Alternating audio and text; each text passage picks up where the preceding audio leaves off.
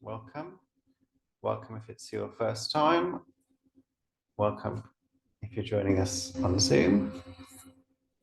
Special welcome to those of you who came through the rain to get here.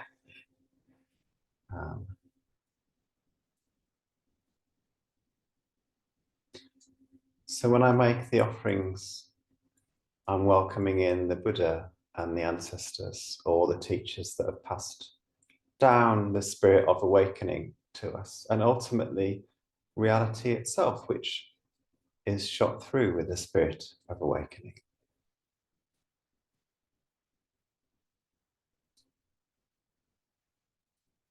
When we ring the big bell, this is inspired by, in Japanese Zen temples, as some of us have been learning in the book groups, they ring a bell in the four corners of the zendo before practice to clear away any bad spirits. And this bell at the beginning of service, the large singing bowl, is the equivalent of that in our practice. So you can imagine the vibrations helping to clear the space.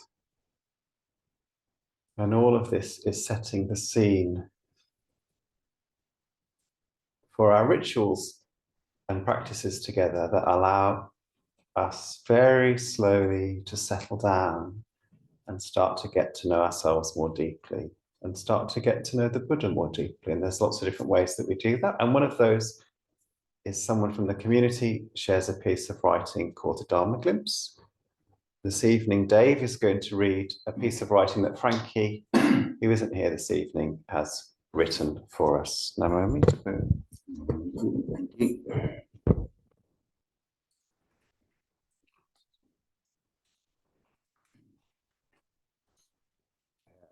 Dharma Glimpse by Frankie.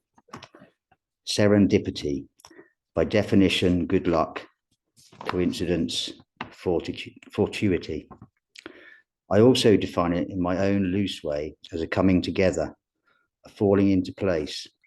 In the last week, I had been thinking about a question posed in a book by secular Buddhists, Stephen and Martine Batchelor. What is this? It's a question that has drifted through my practice over the years, and one that is common in Zen. But I found myself thinking it quite out of the blue about something I was experiencing. The next morning, I read an interview with poet Jane Hirschfield, in which she talked about having a question to practice with when she first started out in Soto Zen. She mentioned, "What is this?" in passing. A seed started to germinate. In the past, I'd had words to practice with.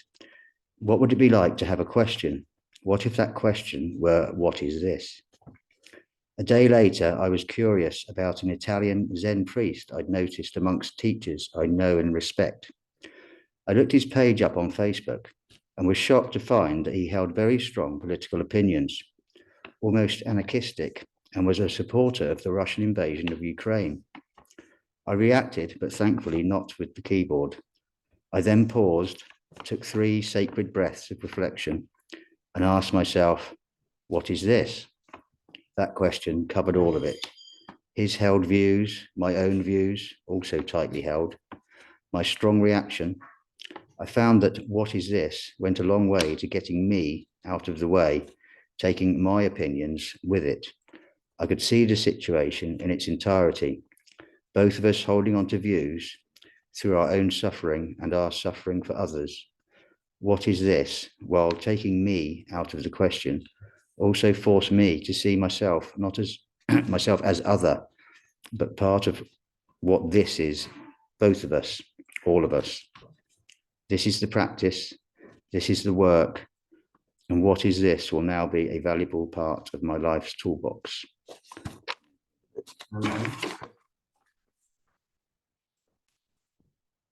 So we're going to go into a period of silent meditation, and like other teachers, like the Batchelors, Reverend Master Daishin Morgan recommends entering meditation with the spirit of what is this. So we're not asking that question consciously. Oh, what's this? Let me try and work it out. Oh, what's that?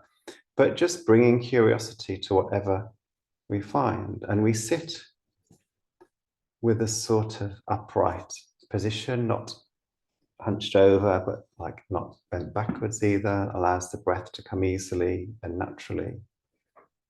Just a nice spine floating on our hips, floating on the pelvis. We notice the breath entering and leaving at the tip of the nose.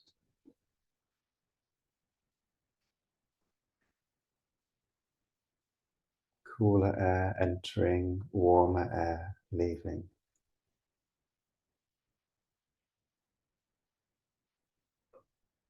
This practice allows the mind to settle in time, like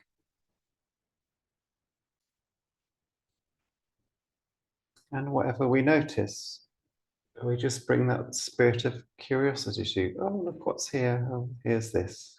Here's a feeling about this. Here's a thought about that.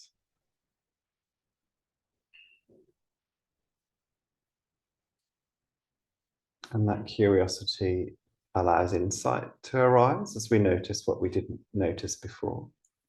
But it also allows for a kind of peace as we step back into the observer position and are less caught up in our thoughts and feelings.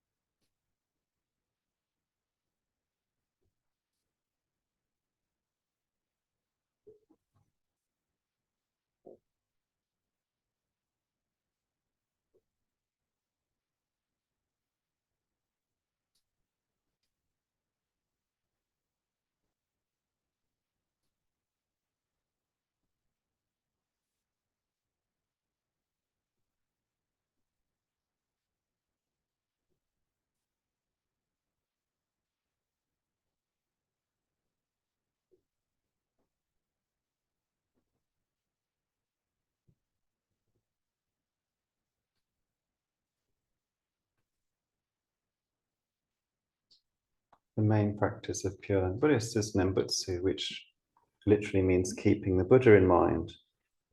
But in Japanese Pure Land Buddhism, in the Japanese Pure Land Buddhism of Honen, came to mean saying the name of the Buddha. And they would say the name of Amida Buddha, Amida in Japanese, Amitabha in Sanskrit, who is not somebody that lived, but an archetypal Buddha who embodies the spirit of enlightenment, the spirit of, particularly the spirit of wisdom that sees each of us just as we are and loves us without exception.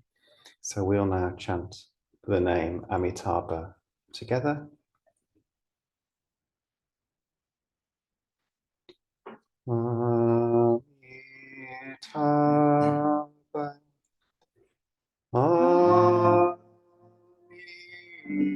Amitabha,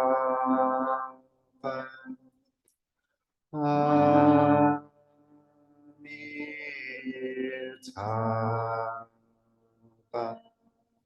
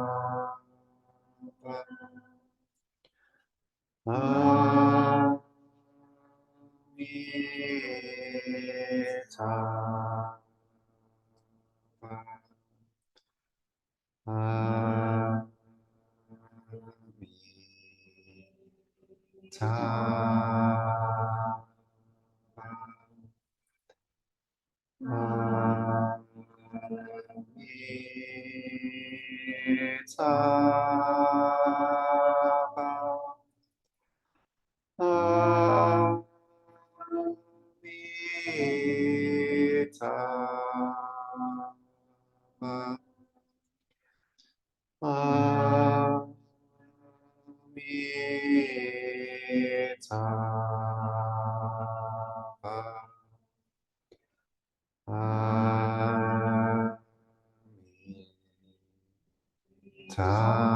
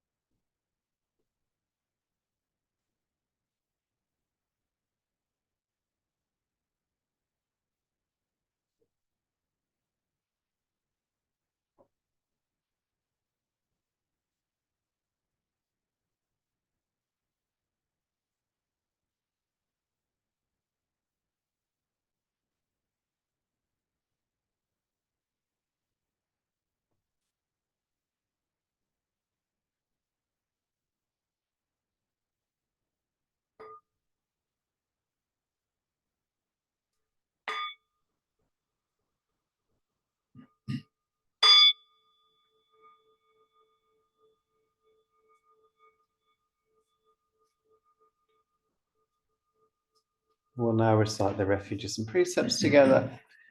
The first part, I'll invite you to repeat after me, and the Bodhisattva vows are in call and response, and you can see all the words on the A5 liturgy sheet under your chair or next to you.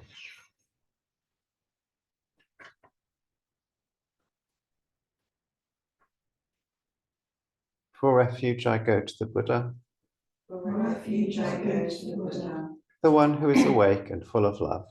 the one who is awake and full of love. Namo Buddhaya. Namo Buddhaya. For refuge, I go to the Dharma, For refuge, I go to the Dharma, all that guides us to wisdom and compassion. all that guides us to wisdom and compassion. Namo Dhammaya. Namo Dhammaya. For refuge, I go to the Sangha, For refuge, I go to the Sangha, those who live in the Buddha's light. those who live in the Buddha's light. Namo Sanghaya. Namo Sanghaya. With faith in the three jewels, With faith in the three jewels, and in light of my human tendencies, and in light of my human tendencies, I pray that I may become aware I pray that I may become aware of when I take life. of when I take life. I pray that I may become aware I pray that I may become aware of when I take what is not freely given. of when I take what is not freely given. I pray that I may become aware I pray that I may become aware of when I fall into sexual misconduct. of when I fall into sexual misconduct. I pray that I may become aware I pray that I may become aware of when I fall into wrong speech. of when I fall into wrong speech. I pray that I may become aware I pray that I may become aware of when I become intoxicated. of when I become intoxicated. No blame, No blame, be kind, be kind, love everything. love everything. Innumerable are sentient beings. We vow to save them all. Inexhaustible are deluded passions. We vow to transform them all.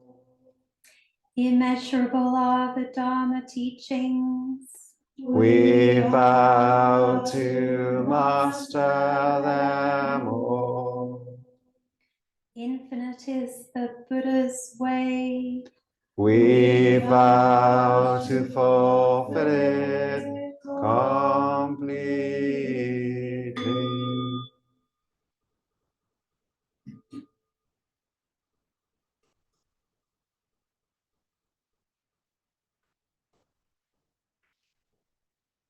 I've been thinking about Shonen this week. Honen was a Buddhist priest about 800 years ago in Japan, in Kamakura era Japan. He went into the priesthood.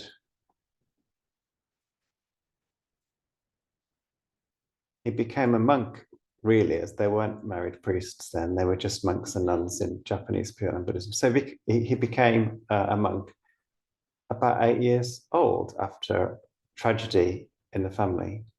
And eventually he went to train on Mount Hiei, which is a big mountain on the outskirts of Kyoto, where there were lots of different Buddhist temples.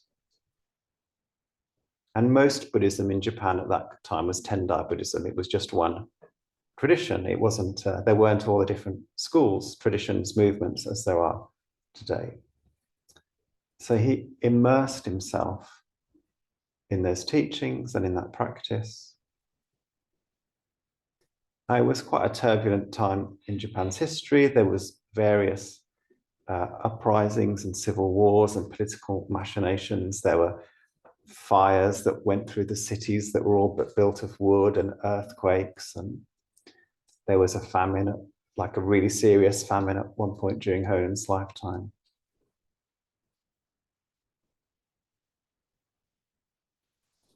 The priesthood, according to some, had become fairly corrupt. Monks weren't keeping their monastic vows. They would have girlfriends in the villages that they stuck out to sea at night. They would do the session and then go and get drunk and go to the brothel. And none of those things necessarily bad in and of themselves, but they are if you've taken monastic vows and said that you're not going to do them. And Honen became known as a great scholar. People went and asked him questions and he knew what the answers were. He had a very strong Buddhist practice. But when he looked inside his own heart, what he saw was greed, ill will, and ignorance. And he felt very far away from enlightenment.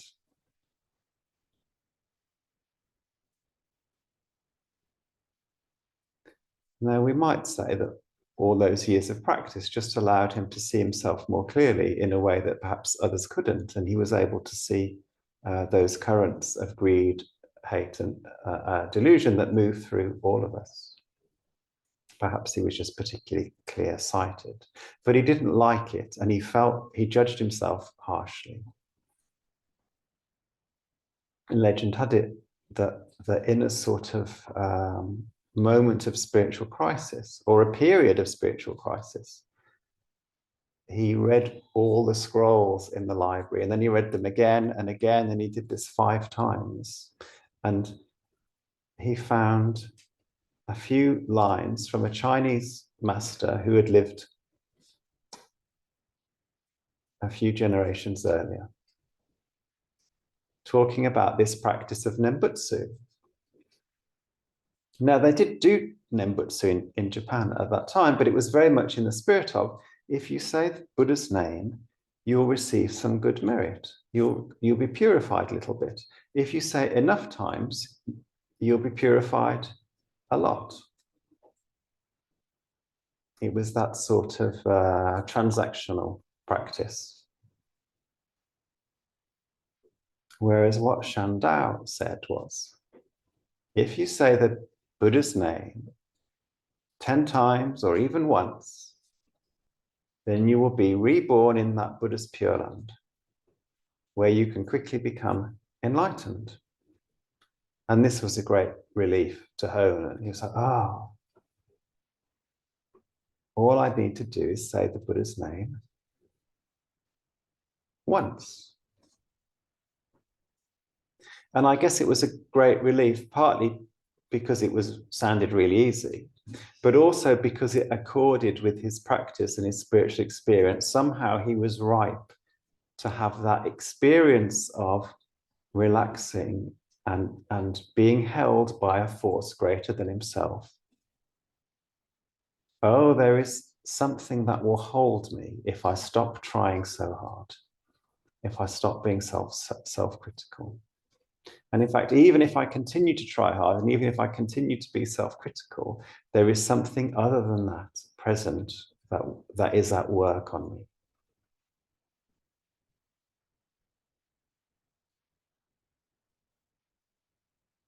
So later on, after his own teacher had died, actually, when he was about my age, in his 40s, he started teaching this practice, exclusive Nembutsu, and it spread throughout Japan and became a big movement. It became the first independent Pure Land movement in Japan. So it's a very important ancestor in this tradition. And we haven't talked about him for a long time. So, and I've just been writing about him in the book that we're revising. So I wanted to bring him to practice this evening.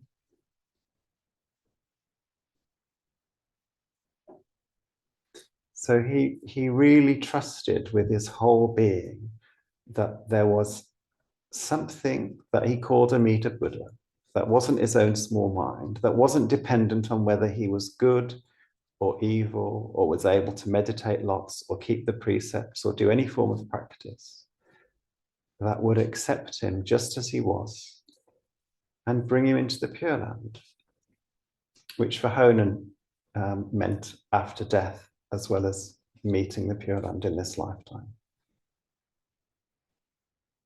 And he said, if you can keep the precepts, then keep the precepts. If you can change your life for the better, then change your life for the better. This isn't a practice about resting on your laurels or not putting the energy in. If you can do those things, great.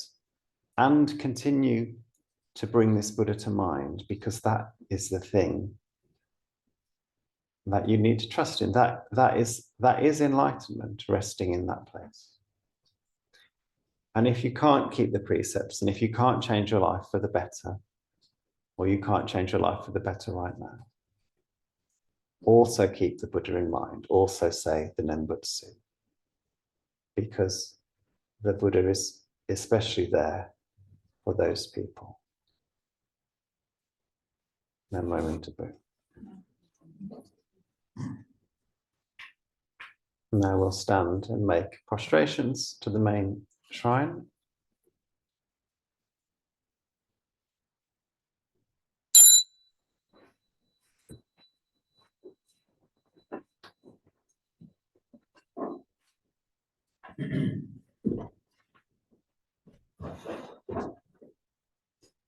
Sorry, I'm off a bit asleep because I didn't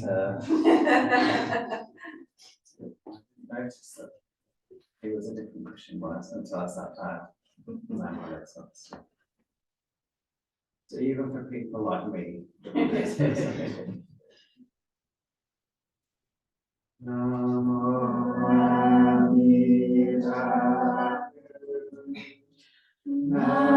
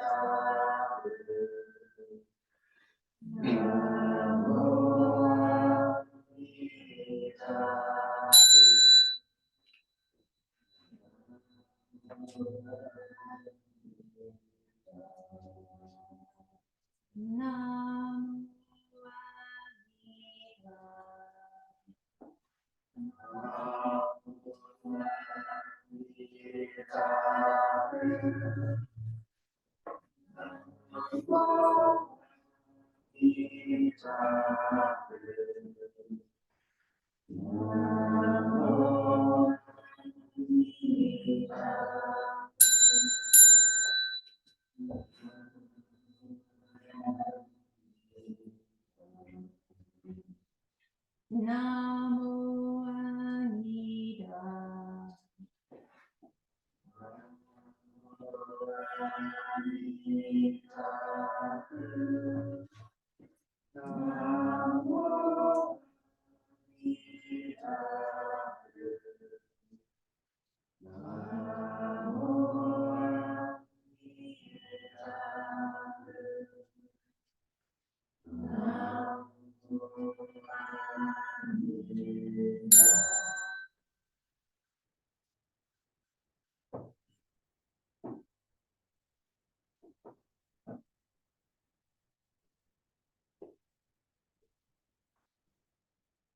Gratitude we offer this incense to all Buddhas and Bodhisattvas throughout space and time.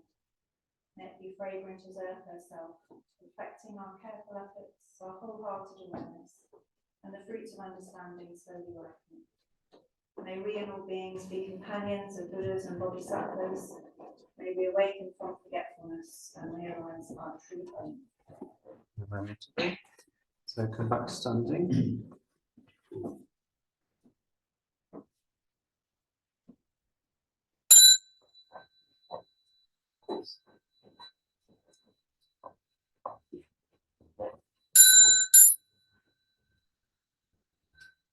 Let's find your seats, back to our seats.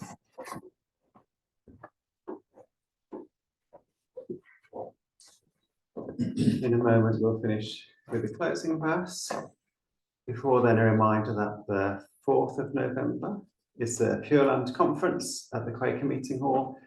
Groups from across the country from different Pure Land traditions will be coming to share ideas and talks. So details on the website, or ask myself or Satcha if you want to get a ticket.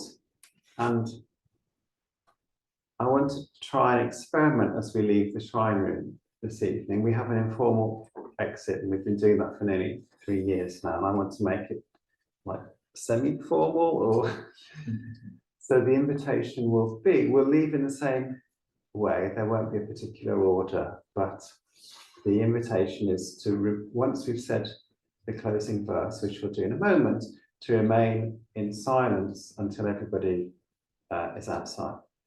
To remain in silence while you're in the shrine room. So as soon as you're outside, you can chitter chatter. And no moment to bring. So closing verse is on the liturgy sheet, if you want to join in.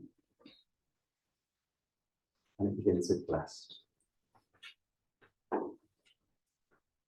Blessed by Amitabha's light, may we care for all living things and the holy earth.